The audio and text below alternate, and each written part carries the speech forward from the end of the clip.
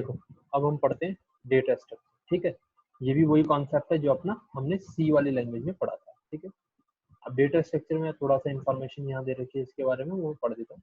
A C or C++ arrays allows you to define variables that combine several data items of the same kind. But structure is another user-defined data type which allows you to combine data items of different kinds. मतलब अभी तक जो हमने पढ़ा था कि array के अंदर क्या होता था कि आप एक ही टाइप के वेरिएबल स्टोर करते हो, ठीक है। बट यहाँ स्ट्रक्चर में आप क्या कर रहे हो, मल्टीपल टाइप्स का डेटा एक जगह अरेंज कर रहे हो, स्टोर कर रहे हो, ठीक है। ये होता है data structure. Structure are used to represent a record. Suppose you want to keep track of your books in a library. You might want to track the following attributes about each book. कौन कौन सा होगा, title हो सकता है, author हो सकता है, सब्जेक्ट हो सकता है, बुक आईडी हो सकती है। अब आता है कि स्ट्रक्चर को डिफाइन कैसे करते हैं। To define a structure, you must use the struct statement. The struct statement defines a new data type with more than one number for your program. अब फॉर्मली हम देखें तो कुछ इस तरीके से होता है कि struct कीवर्ड लगाओगे, अंदर उसका टैग लगाओगे, यहाँ डेफिनेशन आ जाएगी और यहाँ कोई वेरिएबल लगा सकते हो, ठीक है। The structure tag is optional and each member definition is a normal variable definition. Such as int I, float f जो हम यहाँ लिख रहे हैं वो ये है जो नॉर्मल डिक्लेयर करते हैं, सेम वही चीज है डिफाइन। Any other valid, ठीक है। At the end of structure definition, before the final semicolon, you can specify one or more structure variables, but it is optional. अब आता है कि देखो कैसे और कहाँ यूज करते हैं। स्ट्रक्ट लिखा हमने और ये टैग आ गया अपना बुक्स नाम से, फिर हमने एक कैरेट लिया और ये स्ट्रिंग लगा दी, टाइटल 50, कैर ऑथर 50, कैर सब्जेक्ट 50 और ए इंटीजर लगा दे इंट बुक आईडी, ये एक वेरिएबल दे, और लास्ट में हमने एक वेरिएबल बना दिया इसका बुक, ये वेरिएबल है। अब आता है ये तो आपने स्ट्रक्चर डिफाइन कर दिया, बना दिया यहाँ पे। अब आप इसको एक्सेस कैसे करते हो, या स्ट्रक्चर के किसी एक मेंबर को आप एक्सेस कैसे करोगे। To access any member of a structure, we use the member access operator. इसको बोलते हैं डॉट से डिनोट करते हैं। The member access operator is coded as a period between the structure variable name and the structure member that we wish to access.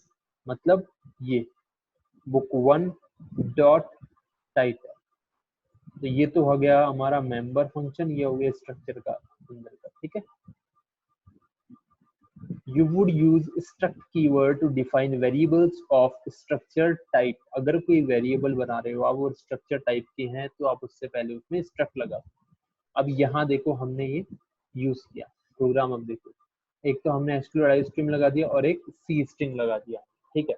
Using name space, फिर अब हमने पहले स्ट्रक्चर बनाया struct books, कैर title 50, कैर author 50, कैर subject 100, ये limit दे रखी है अंदर, int book ID, ये तो हमने बना दिया स्ट्रक्चर, ठीक है। अब आते हैं हम मेन प्रोग्राम, इंट मेन। अब यहाँ हमने अलग अलग दो और वेरिएबल डिक्लेयर कराए हैं।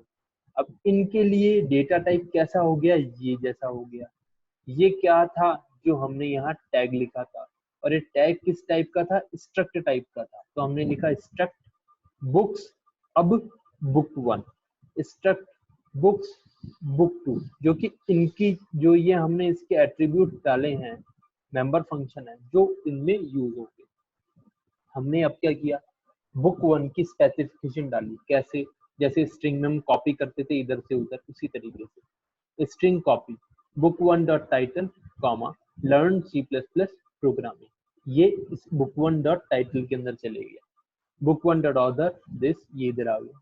book1 डॉट सब्जेक्ट, ये इधर आ गया। और book1 dot book ID equal this, ये डायरेक्ट हमने वैल्यू डाल दी यहाँ पे, क्योंकि इसको कॉपी करने की नहीं है, क्योंकि न्यूमेरिकल है और डायरेक्ट इसमें वैल्यू डिनोट हो जाएगी। ये तो हुआ book1 का स्पेसिफिकेशन।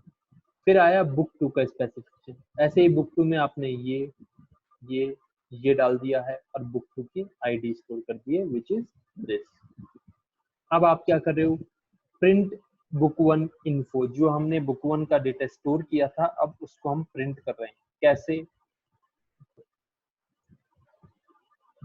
सी आउट लिखा, ये साइन लगाया, book1 टाइटल लिखा, और फिर यहाँ अपनी वैल्यू आएगी book1 dot title, book1 dot author, book one dot subject, book one dot book ID.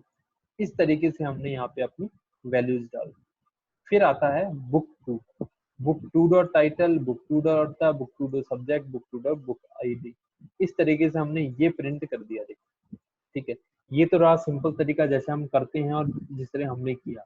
अब इसको हम कंप्रेस कर सकते हैं क्या इन स्टेप्स को जो हमने किए, कि पहले बुक वन की स्पेसिफिकेशन फिल, टू की फिल, फिर वन को प्रिंट और फिर टू को प्रिंट। अब आता है स्ट्रक्चर एज फंक्शन, इसमें हम फंक्शन यूज करें। तो आपने हेडर फाइल तो लगा दी, ये लगा दिया। एक हमने फंक्शन बनाया void प्रिंट बुक नाम से, स्ट्रक्ट बुक्स और बुक उसका वेरिएबल। ये हमारा फंक्शन है जो सबसे लास्ट में यूज होता है, उसको हम अभी बाद में देखते हैं, पहले हम प्रोग्राम देखते हैं। फिर इसमें स्ट्रक्ट बुक्स किया, ये स्ट्रक्चर बन गया। ठीक है, अब हम नीचे आते हैं कि फंक्शन क्या है हमारा। ये रहा हमारा function void print book struct books book. ठीक है, हम इसमें चार चीजें प्रिंट कर रहे हैं जो हमने पहले की थी, टाइटल, ऑथर, सब्जेक्ट, आईडी, ये हमने यहाँ डाल दिया, दैट्स इट। इतना होने के बाद में अब हम फिर से ऊपर चलते हैं कि हमने ये यहाँ पे स्ट्रक्चर डिफाइन कर दिया, इंट मेन आया। अब हमने यहाँ दो वेरिएबल लिए, book one and book two. ठीक है, हमने बुक वन की स्पेसिफिकेशन स्टोर कर दी जैसा लास्ट किया था सेम, बुक टू की स्पेसिफिकेशन भी स्टोर कर दी। अब हमने क्या किया, बुक वन की इन्फॉर्मेशन प्रिंट करनी है। प्रिंट बुक हमारा एक फंक्शन है विच इज ये रहा, और हमने इसको यहाँ डिफाइन कर रखा है जो ये रहा कि प्रिंट बुक से ये सारा प्रिंट हो जाएगा।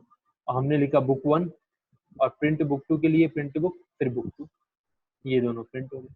सेम वही प्रोग्राम रहा, लेकिन यहाँ पे अब हमने एक इस स्टेप के एक फंक्शन से हमने बाकी दो स्टेप कम कर दिया, तो ये प्रोग्राम शॉर्ट हो गया, अब ऑप्टिमाइज हो गया। और तो ये आ गया स्ट्रक्चर एज फंक्शन आर्ग्यूमेंट। ठीक है, अब आते हैं हम पॉइंटर टू स्ट्रक्चर। अब इसको देखो, you can define pointers to structure in very similar way as you define pointer to any other variable as follows, जैसे struct books। अब आगे जो लिखते हो आप, जो वेरिएबल लास्ट होता है आपने उसको क्या बना दिया, पॉइंटर बना दिया आपने। now you can store the address of a structure variable in the above defined pointer variable. To find the address of a structure variable, place the ampersand operator before the structure's name। जैसे ये लिखा हमने, ये हमारा ये आ गया pointer, इधर हमने ये लगा और इसको एम्परसेंड डाला एड्रेस डिनोट करने के लिए जो हम लगाते हैं। बट अब इसको अगर एक्सेस करना है directly, to access the member of structure using a pointer to that structure you must use this dash and ये ग्रेटर देन वाला साइन। स्ट्रक्चर ये हमारा वेरिएबल आ गया, जो लास्ट ये है जिसको हमने पॉइंटर बनाया है, तो ये पॉइंटर वेरिएबल हो गया स्ट्रक्चर का। और उसका उससे हम टाइटल एक्सेस कर रहे हैं, तो ये आप ये सिंबल लगाओगे डैश और ग्रेटर देन वाला। इसको देखो इस एग्जांपल में, हेडर फाइल लगाया, ये लगाया, प्रिंट बुक लगा दिया जो प्रोग्राम हमने पहले किया था। बट इसमें अभी हमने क्या किया, यहाँ इसको पॉइंटर बना दिया है। ठीक है, हमने यहाँ स्ट्रक्चर डिफाइन कर दिया। अब यहाँ आते हैं, मेन में हमने बुक वन लिया, बुक टू लिया। ठीक है, बुक वन की स्पेसिफिकेशन डाली, बुक टू की स्पेसिफिकेशन भी डाल दी।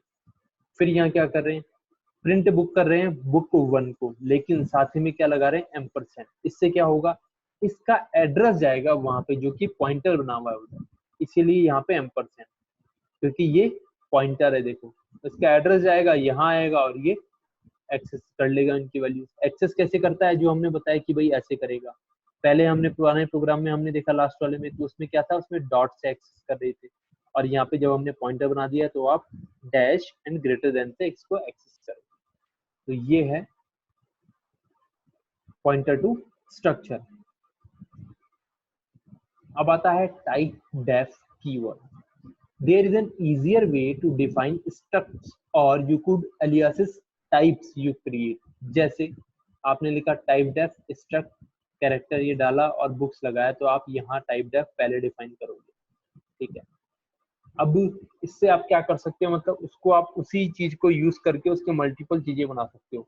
You can use books directly to define variables of books type without using struct keyword। जैसे books, book one, book two, जैसे हम यहाँ जब डिफाइन कर रहे थे तो हम struct कीवर्ड लगा रहे हैं। टाइप डेफ से आपका ये वाला पार्ट हट जाएगा और आप इसी से ही मल्टीपल वैल्यूज स्टोर कर दो, डिफाइन कर दो इनको। ये कर दो जैसा यहाँ कर रखा है।